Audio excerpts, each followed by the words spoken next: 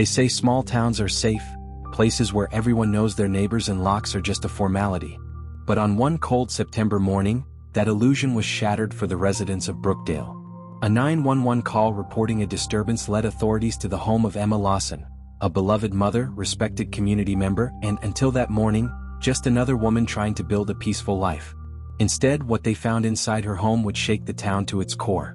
Before we dive into this shocking case, take a moment to subscribe to the channel and hit the like button if you enjoy gripping true crime stories that uncover the darkest secrets lurking behind closed doors. Your support helps us continue bringing you the most compelling investigations. Now, let's unravel the mystery behind Emma Lawson's tragic and suspicious death. The emergency call came in at 6:47 a.m. from a concerned neighbor who noticed something strange. Emma's front door was slightly ajar, and her car was still in the driveway, though she should have left for work by then. The neighbor, Margaret Owens, had lived next to Emma for years and immediately felt that something was off. When officers arrived, the scene didn't appear chaotic at first. There were no smashed windows, no kicked-in doors, no overturned furniture. None of the typical signs of a home invasion gone wrong. But the moment they stepped inside, that changed. Emma's lifeless body was sprawled in the living room, her nightgown soaked in blood, and a deep gash across her neck made it clear that this was no accident. There was no struggle, no sign she had fought back, almost as if she had known her killer. But one thing stood out immediately: her husband, Ryan Lawson, was nowhere to be found. At first glance, it looked like a burglary turned deadly. But when police took a closer look, things weren't adding up. No forced entry, the front door was unlocked. If this was a robbery, why didn't the intruder have to break in? Valuables left behind, jewelry, cash, and electronics were all untouched. If this was a home invasion, why didn't the killer take anything? A staged scene? Emma's body was positioned too perfectly. No defensive wounds, no overturned furniture, almost as if she never saw the attack coming. Then there was the biggest mystery of all. Ryan Lawson was missing. Ryan, Emma's husband, should have been home. He wasn't scheduled for work, and neighbors saw his car parked in the driveway the night before. But when police searched the house, they found no sign of him. His phone was off, his car was gone, and his work reported that he hadn't shown up in days. Had he been kidnapped? Had he fled in fear? Or was this something far more sinister? Detectives wasted no time issuing an APB, all points bulletin, for Ryan Lawson, treating him as a missing person, at least for now. But as the investigation continued, it became clear that Ryan wasn't the only one they needed to find. Ryan wasn't the only family member missing that morning. Hannah Evans, Emma's 18-year-old daughter from a previous marriage, was also nowhere to be found. This was even stranger because Hannah still lived in the house, yet her room was empty, her bed unslept in, and her phone left charging on the nightstand. Her last known whereabouts? A late-night outing with her stepfather, Ryan Lawson. That single piece of information turned the investigation on its head. Why was Ryan, a grown man, out so late with his teenage stepdaughter? And why had both of them vanished the very night Emma was murdered? Was it a coincidence, or a sign that something much darker was happening behind closed doors? As the news spread, panic set in. Neighbors who once felt safe began triple-checking their locks, and speculation ran wild. Some believed Ryan and Hannah had been kidnapped, maybe by the same person who killed Emma. Others whispered rumors that Ryan was hiding something, that maybe his relationship with his stepdaughter wasn't as innocent as it seemed. And then there were those who feared the worst. What if Ryan and Hannah weren't victims at all? What if they were involved? The idea seemed impossible, unthinkable. But as police dug deeper into the Lawson family's private life, they would soon discover a secret so disturbing it would shake the town forever. Emma Lawson's murder was just the beginning. Where were Ryan and Hannah? Was this a case of a missing family, or was something far more sinister at play? As detectives pieced together Emma's final days, they uncovered shocking evidence that painted a terrifying picture of what really went on behind closed doors. And when the truth came out, no one in Brookdale would ever look at the Lawson family the same way again. Stay tuned as we continue unraveling this chilling case.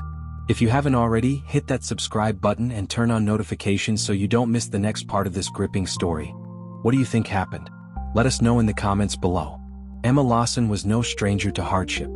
At 38, she had endured a painful divorce that left her raising her only daughter, Hannah Evans, alone. 4 years, she balanced the roles of mother, provider, and protector, doing everything in her power to shield Hannah from the turbulence of their past. As a nurse, she worked long shifts, sometimes coming home exhausted, but she never let that stop her from making sure Hannah had stability. Then Ryan Lawson entered their lives. A successful businessman with a charismatic presence, Ryan seemed like the ideal partner. Someone who could finally offer Emma the sense of security she had been searching for. He came into their world like a savior, promising to be not just a loving husband but a devoted stepfather to Hannah. For a while, Emma believed him. At first, everything seemed perfect. Ryan was attentive, always ensuring Emma and Hannah had what they needed. He took them on vacations, made grand gestures of affection, and worked hard to establish his role as the new head of the household. But over time, cracks began to show in the foundation of their family. Emma was deeply protective of Hannah, perhaps overly so. She had seen firsthand the emotional damage that her daughter endured during the divorce, and she never wanted her to feel abandoned again. However, as Hannah entered her teenage years, Emma found it harder to maintain control. Hannah was restless, curious, and beginning to push boundaries, which wasn't unusual for an 18-year-old. But what worried Emma most wasn't her daughter's defiance. It was the way Ryan reacted to it. Ryan had an overbearing presence in their household. At first, he positioned himself as a firm but loving father figure, someone who wanted to guide Hannah. But his rules became stricter, his opinions more forceful, and his attention toward Hannah more intense. Emma often found herself caught in the middle, trying to enforce discipline while also questioning Ryan's tight grip on Hannah's life. Arguments began happening more frequently. Ryan believed Emma was too soft, that she let Hannah walk all over her. Emma, on the other hand, started noticing things that unsettled her. Ryan had always been particular about control, but when it came to Hannah, there was something different. He paid too much attention to what she wore. He needed to know where she was at all times. He inserted himself into her personal life in ways that didn't seem appropriate for a stepfather. Emma had tried to justify it for months, convincing herself that Ryan was simply an overprotective father. But deep down she couldn't ignore the growing unease. Ryan Lawson, a man with two faces. Ryan had built a sterling reputation in their town. He was seen as a self-made businessman, charming, generous, and always willing to help out a neighbor. He had a way of winning people over, making them feel like he was someone they could trust.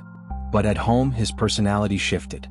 He was controlling, demanding absolute obedience from both Emma and Hannah. He expected dinners at a precise time, household decisions to be run through him, and for his authority never to be questioned. At first, Emma tolerated it.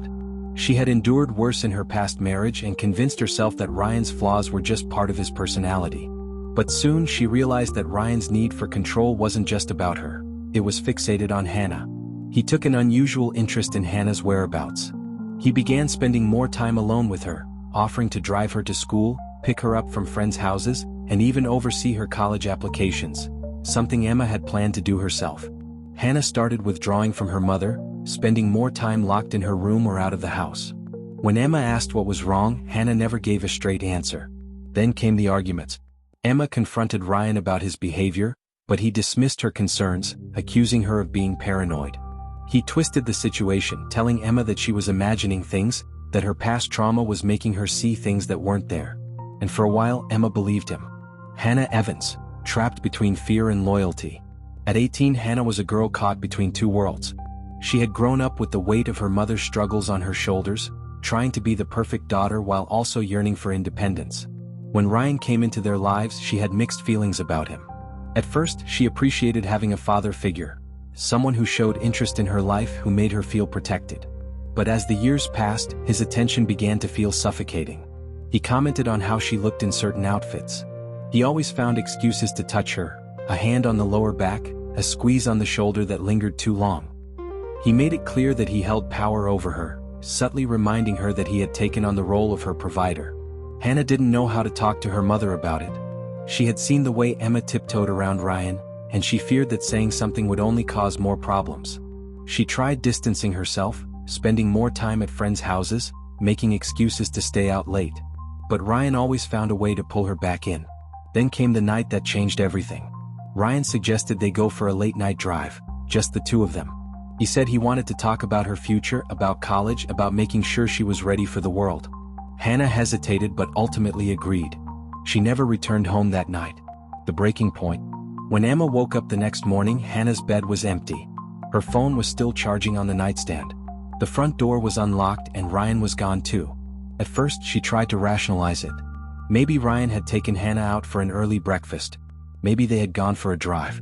But as the hours passed, her unease grew. She tried calling Ryan's phone, no answer. She called Hannah's friends, none of them had seen her. She checked Ryan's office, he hadn't been there in days. Something was wrong. By the time the police arrived, Emma was on the verge of panic. She told them everything, that Hannah was missing, that Ryan was acting strange, that something felt off. Then they asked her to sit down. Because while she was focused on her missing daughter, they had been piecing together a different kind of case. One where Emma wasn't the only victim in this household. And when the truth finally came to light, the entire town would be forced to confront the horrifying reality of what had really been happening inside the Lawson home. As detectives combed through the evidence inside the Lawson home, they were prepared for the usual findings in a homicide case: motive, opportunity, and a suspect with a violent history. But what they uncovered was far more disturbing than a simple act of rage. It was a twisted, calculated betrayal that had been festering beneath the surface for years. They found a hidden world of secrecy, deception, and manipulation. One that shattered any illusions about the family's normalcy. Unearthed secrets. During the investigation, detectives searched Ryan Lawson's personal devices. They expected to find routine calls, financial transactions, or maybe even evidence of an affair with another woman. What they didn't expect was the disturbing exchange of messages between Ryan and Hannah. Thousands of texts, late-night conversations, private messages that were anything but appropriate between a stepfather and his teenage stepdaughter. Some of the messages were subtle at first: advice on school, check-ins when she was out with friends, encouragement about her future. But over time, the tone of the messages shifted. Ryan had blurred the lines between fatherly concern and something far more sinister. "You know you're special to me, right? More than anyone. I don't know how I got so lucky to have you in my life. I just want you to be happy. To feel safe with me." Detectives pieced together a pattern of manipulation. Ryan had been grooming Hannah for years, slowly breaking down boundaries, making her dependent on his attention and approval. Some texts suggested jealousy when she spent time with boys her age. Others hinted at emotional coercion, implying that Ryan was the only person who truly understood her. And then there were the messages that left no room for doubt. "I can't stop thinking about last night. I hope you feel the same. No one has to know. It's just between us. You know how much I love you." The texts made one thing clear: Ryan's relationship with Hannah had crossed the line from parental to predatory. A groomed relationship. As investigators dug deeper, they interviewed Hannah's closest friends. Some had suspected something was off, but they had been too afraid to say anything. Others admitted that they had witnessed uncomfortable moments, times when Ryan's behavior didn't seem right for a stepfather. He was overly involved in her life, monitoring her whereabouts, deciding who she could be friends with, and even questioning her about boys at school. He had an obsession with her appearance, making subtle comments about her clothing choices and how she looked. He isolated her from her mother, making Hannah believe that Emma didn't understand her, that she was too strict, too out of touch. One friend recounted a chilling conversation. "Hannah told me once that Ryan would say things that made her uncomfortable, but she didn't know how to stop it. She said she felt like she owed him, like he had done so much for her and her mom that she couldn't just walk away." Hannah had been trapped in a psychological web of control and dependency. Ryan had conditioned her to see him as her protector, her confidant, even as something more than a stepfather. And the worst part? She didn't feel like she could say no. In the months leading up to her murder, Emma had started to sense that something wasn't right. She had always dismissed Ryan's overprotectiveness as him trying to be a good father. She had ignored the red flags, convincing herself that he was just being cautious. But then she started noticing the shift in Hannah's behavior. Hannah was pulling away from her, avoiding conversations, staying locked in her room. She became more secretive, never leaving her phone out in the open, flinching when Emma asked too many questions.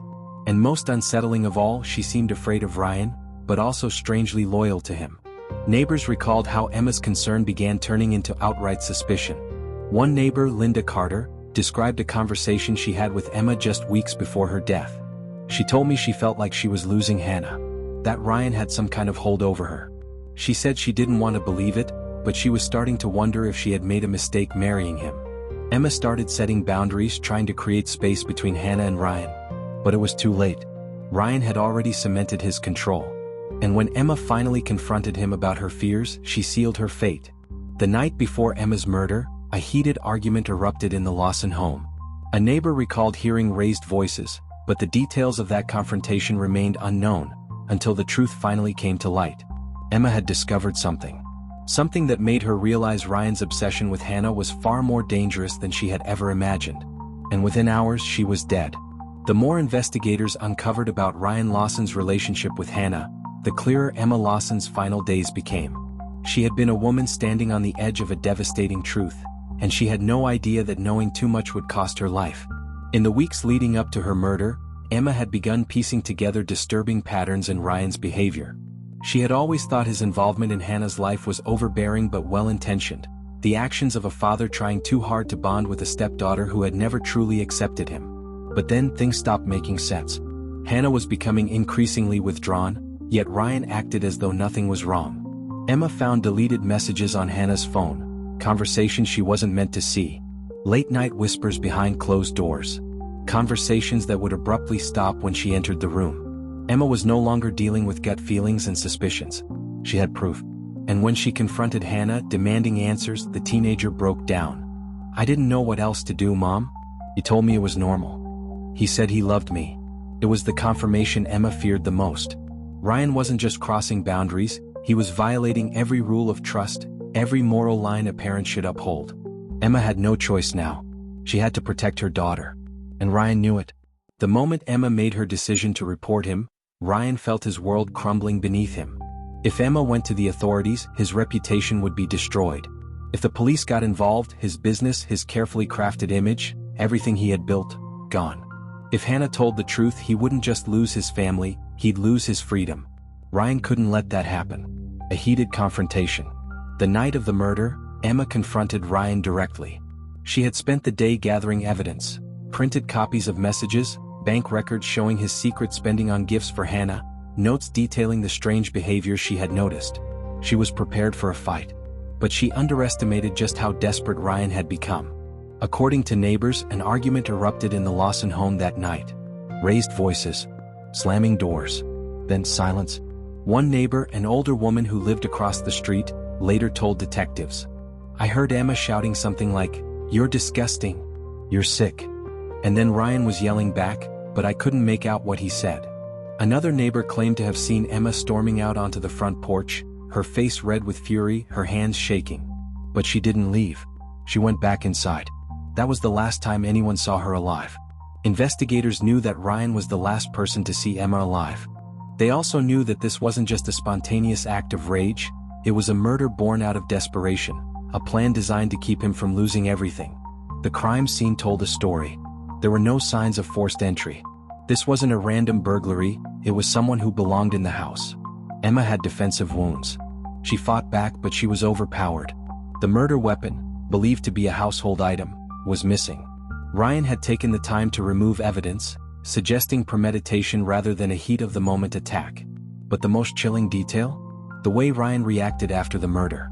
Instead of calling 911, he waited. Instead of breaking down in grief, he tried to control the narrative. When detectives arrived at the house, Ryan was calm. Too calm. "It must have been a break-in. Someone must have come in while I was asleep. I heard nothing. I woke up and found her like this. Who would do this to her?" His story didn't add up. His emotions didn't match the reality of what had happened.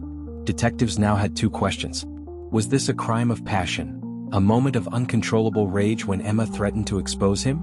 Or had Ryan planned Emma's murder from the start, knowing full well that her silence was the only way to protect his dark secret? One thing was certain. Emma Lawson had died because she had finally uncovered the truth. And now, it was only a matter of time before that truth unraveled everything Ryan had tried to hide. From the moment investigators questioned Hannah Evans, she played the role of the heartbroken daughter flawlessly. She sobbed through the police interviews, clutching at tissue, her voice breaking as she described the horror of finding her mother murdered. She told detectives what they expected to hear. Her mother had no enemies. Her stepfather was devastated. She had been asleep the whole night and heard nothing. But there was something off about Hannah's story. Detectives couldn't ignore the inconsistencies in her timeline, the way she seemed too rehearsed when she spoke about that night. Most importantly, they saw something Hannah wasn't ready to admit yet. She was hiding something. Hannah's unraveling story. At first, Hannah's grief shielded her from suspicion. She was young, she had just lost her mother, and she appeared to be in shock. But cracks in her story began to appear when investigators took a closer look at her alibi. She claimed she was asleep all night, but neighbors reported seeing a light on in her room at odd hours. She said she didn't hear the fight between Emma and Ryan, but forensic analysis revealed text messages sent from her phone in the middle of the argument. Her behavior after the murder didn't match that of a grieving daughter. While Emma's friends were in hysterics, Hannah had remained strangely detached, only breaking down when someone else was watching. Then, investigators uncovered one piece of evidence that changed everything: Hannah's deleted text messages. Using forensic recovery, they retrieved a series of disturbing messages exchanged between Hannah and Ryan in the days leading up to Emma's murder. One message stood out. "Ryan, we can't let her ruin this. She wants to take you away from me. We have to stop her." Suddenly, Hannah was no longer just a grieving daughter. She was a key player in the crime.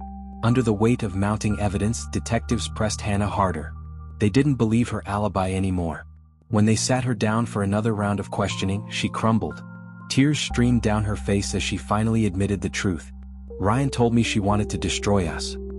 He said my mother was lying about him, that she was trying to ruin my life. I believed him. I believed every word." Hannah wasn't just manipulated, she had been brainwashed. For years, Ryan had groomed her, twisting the truth, convincing her that her mother was the enemy, that he was the only one who truly loved her. But the most shocking part of Hannah's confession wasn't just that she had believed Ryan's lies. It was what she revealed next. Hannah had fought for Ryan's love. She had defended him, turned against her own mother, and trusted him over everyone else. But the night of the murder, something shifted. Ryan's mask slipped. And for the first time, Hannah saw who he really was. She described the moment in a trembling voice. "After it happened, I thought he would comfort me. I thought he would tell me everything was going to be okay. But he didn't. He just looked at me. Like I was nothing. Like I was just another problem to deal with." Hannah realized too late that Ryan never loved her. He had never cared about her future, her happiness, or her well-being. She was just another pawn in his game. And when Emma was gone, Hannah understood the truth. She was next. Ryan had no reason to keep her close anymore. The moment she became a liability, he would turn on her too. This realization was what finally shattered the illusion Ryan had built around her. With her voice shaking, Hannah made her final confession. "I didn't kill my mother. But I helped him get away with it." Now detectives had the missing piece they needed. Ryan Lawson wasn't just a man with a dark secret. And with Hannah's confession, his web of lies was finally unraveling. The courtroom was packed, the air thick with anticipation as Ryan Lawson sat at the defendant's table, his expression eerily calm. Across from him, Hannah Evans sat with her attorney, her hands trembling in her lap. This wasn't just a murder trial. It was a trial of manipulation, control, and betrayal, one that had the entire country watching. From the very beginning, the prosecution painted Ryan Lawson as a master manipulator. A man who preyed on the insecurities of a teenage girl and orchestrated the murder of his wife to keep his secret from unraveling. Their case relied on hard evidence. The deleted text messages, including the one where Ryan told Hannah, "We have to stop her." Hannah's confession, detailing years of grooming and emotional control. Forensic evidence, which proved Ryan had cleaned up after the crime to make it look like a break-in. But beyond the physical proof, the prosecution told a chilling story. Ryan had positioned himself as a father figure to Hannah, only to blur the lines over time. He had isolated her, convincing her that her mother was the enemy. And when Emma threatened to expose him, he did what predators do best. He eliminated the threat. This was not a crime of passion, the prosecutor declared. This was a calculated execution designed to silence a woman who was determined to protect her daughter. The courtroom fell silent as the final piece of evidence was presented. A chilling recorded phone call between Ryan and Hannah on the night of the murder. In it, Ryan's voice was calm, steady, in control, while Hannah's was shaking. "Hannah, what do we do now?" "Ryan, nothing. We move on. It's over." "Hannah, but..." "Ryan, no buts, Hannah. She's gone. This is what had to happen." It was the nail in Ryan's coffin. The prosecution had built a case that seemed unshakable. But then came the defense. Hannah may have confessed, but was she truly guilty? Her defense team argued that she was just as much a victim as her mother, that she had been groomed, brainwashed, and emotionally trapped by a man who knew exactly how to manipulate her.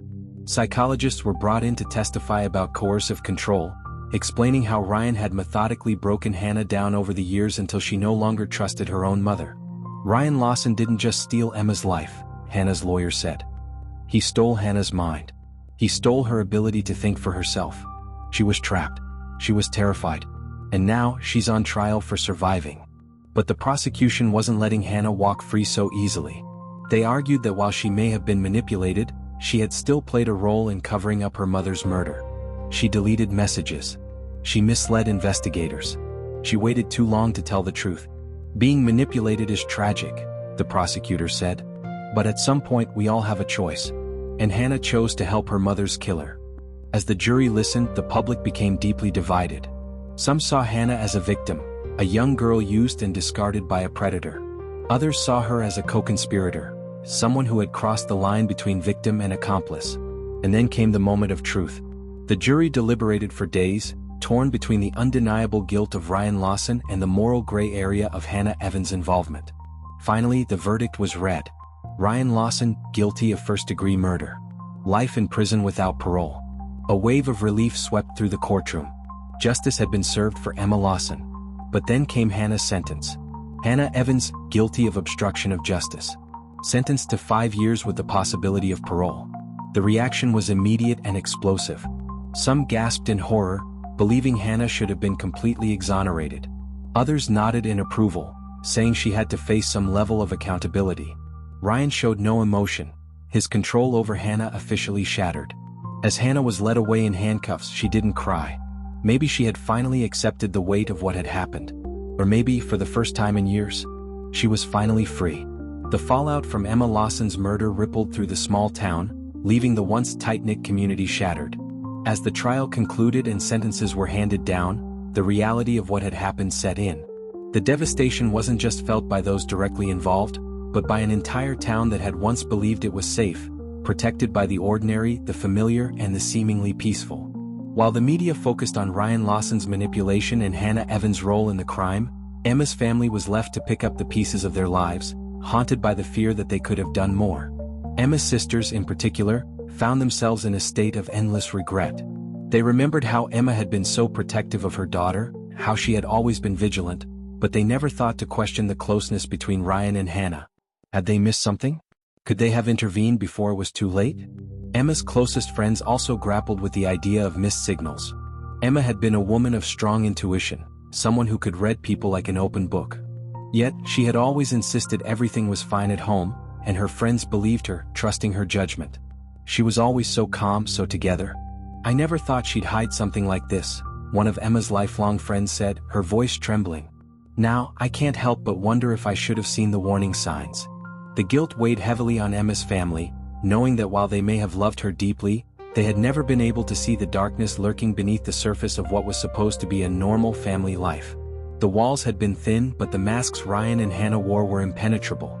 For Emma's parents, the grief was compounded by their unanswered questions. They wondered if their daughter had been feeling the same unease they had. Had she confided in anyone? Was there a moment they could have intervened, a clue they had missed? And most haunting of all, could they have saved her if they had just paid closer attention?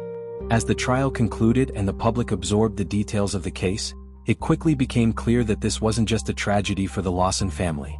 It became a national conversation, one that sparked deep outrage and heated debates on topics that many had never truly considered before. Grooming, coercion, and emotional manipulation became the focal points of the conversation, and the case forced many to rethink their perceptions of relationships and power dynamics within families. Ryan Lawson's calculated manipulation of Hannah Evans struck a chord with people across the country, especially as stories of similar tactics and other abusive relationships began to surface.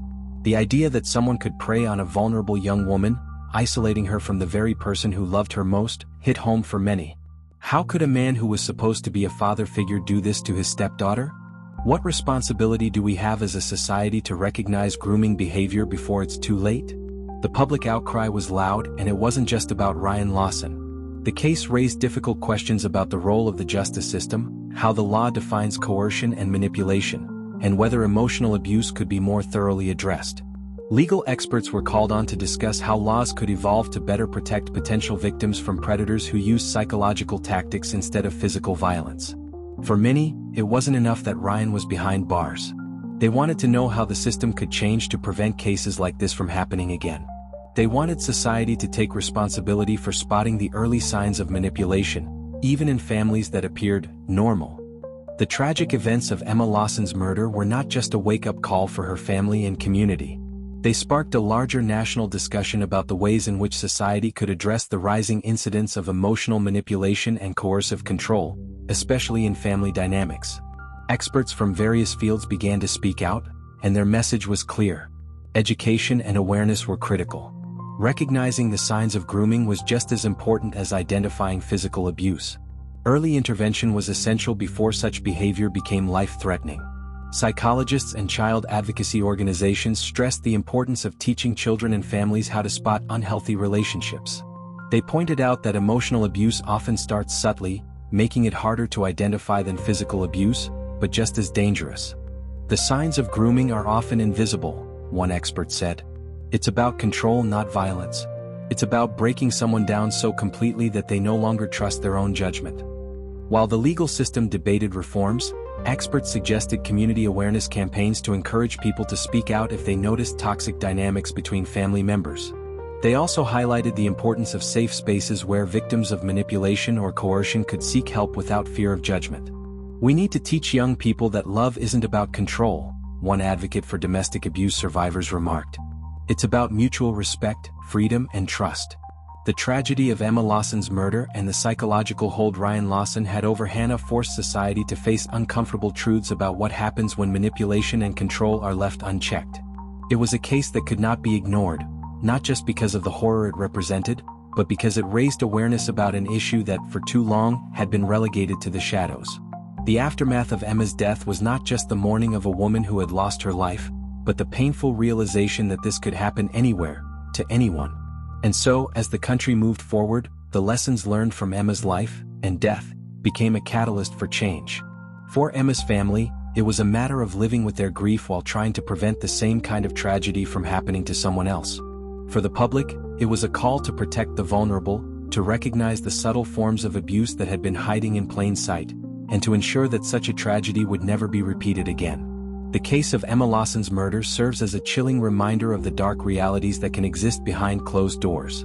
It's the story of a mother who was silenced by the very person she trusted, a stepdaughter who was manipulated into believing a twisted version of reality, and a predator who was exposed only after it was too late. This tragedy could have been prevented if there had been a stronger focus on the warning signs and a better understanding of the dangerous dynamics that were unfolding. Emma Lawson was a woman of strength and resilience. She had survived the painful aftermath of a divorce and was trying to rebuild her life and that of her daughter, Hannah. She loved her daughter fiercely and, like any mother, wanted the best for her. She believed in the man she married, Ryan Lawson. But unbeknownst to her, Ryan had slowly and methodically broken down her trust and was weaving a web of manipulation and control over both her and her daughter. It wasn't just the horrific end to Emma's life that stands out. It's the heartbreaking realization that Emma never stood a chance. She had a gut feeling that something was wrong. She noticed the growing distance between herself and Hannah, the odd behaviors from Ryan, and the emotional coldness in their household. But she never fully grasped the extent of what was happening in her home, the grooming, the manipulation, and the psychological control that would ultimately cost her life. A mother silenced, a stepdaughter manipulated, and a predator exposed too late. This tragic narrative is a stark reminder of how psychological abuse and coercion can slip under the radar and often remain unaddressed, even when the warning signs are clear. While Ryan Lawson's conviction and the trial of Hannah Evans might have brought some sense of justice, it's clear that the work doesn't end there. The case highlighted not only the failures of the system to prevent this tragedy but also the larger societal failure to recognize the harmful effects of emotional manipulation in families and relationships. One of the most significant aspects of this case was its ability to shed light on the often overlooked issues of psychological abuse, coercion, and grooming. Ryan's actions weren't just about physical violence. They were about control, emotional manipulation, and breaking down someone's sense of reality. This form of abuse, which doesn't leave physical marks, is harder to detect and harder to prosecute. And yet, it's just as deadly. Following Emma's murder, lawmakers and advocacy groups began to push for reforms in the way coercion and emotional abuse are handled in the criminal justice system. Legislation aimed at closing the gaps in how the law defines and treats psychological abuse has been introduced in several states, with a focus on recognizing manipulation and emotional control as serious forms of abuse that deserve greater attention and legal consequences. The story of Emma Lawson's death is now part of the growing conversation about why emotional abuse must be taken seriously. As more people recognize the severity of coercive control, it's hoped that future victims will be able to escape the cycle of abuse before it escalates to murder. But beyond the courtrooms and the legal reforms, there's a much larger question that remains. How do we prevent this from happening again? How can we make sure that other mothers, fathers, and children don't fall victim to the same dangerous manipulation that Emma and Hannah experienced? The answer lies in awareness and education. Communities need to be better equipped to recognize the signs of emotional manipulation before it turns into something far more destructive. The warning signs of grooming, the subtle shifts in behavior, the isolation, the gradual control of a person's life, must be taught not only in schools and support groups, but also in homes, churches, and community organizations. Conversations need to take place in every corner of society, helping people understand that emotional abuse isn't just something that happens to others. It's a reality that can affect anyone, anywhere. It's about making sure that red flags don't go unnoticed and that there's always someone to speak up when something doesn't seem right. Additionally, the importance of creating safe spaces where victims of emotional abuse can speak freely and seek help cannot be understated. There needs to be zero tolerance for manipulation, especially in family dynamics, where the lines between love, care, and control can often be blurred.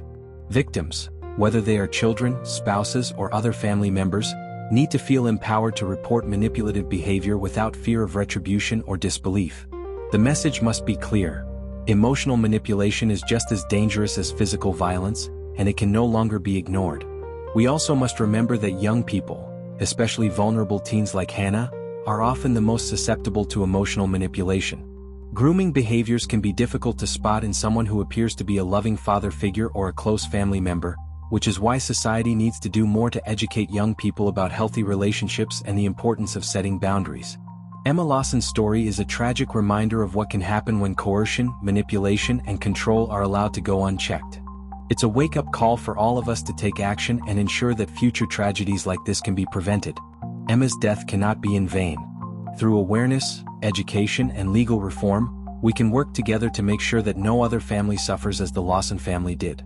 It's time to recognize the signs, speak out, and make sure that justice goes beyond the verdict, to ensure that no one else has to lose their life because of someone else's twisted desire for control.